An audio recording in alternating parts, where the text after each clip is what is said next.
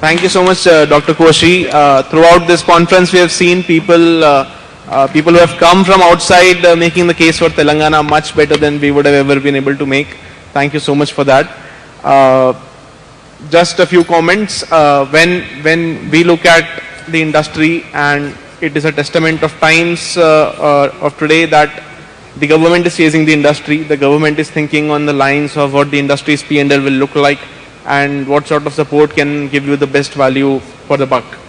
And on those lines, my only urge is that when you look to invest, when you look to expand your businesses, when you look and compare states in India, and when you look at what sort of support each state is providing, in financial terms, if I were to speak, the incentives that you get is the returns part of the equation, and what you don't see are the intangibles, are the risk part of the equation.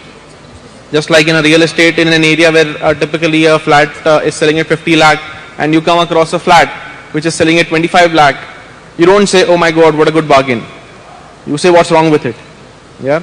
Similarly, when you come across states where you are being delivered the moon, you are being promised the moon rather, the first question that should come up to mind is, what's wrong with it? In a fairly efficient market, risks, according to risks, the returns vary, as in the costs rather, the cost of funds in financial terms, if I have to speak again. Somebody who is not creditworthy has to bear a higher cost of fund. Somebody who is extremely creditworthy has to bear a lower cost of fund.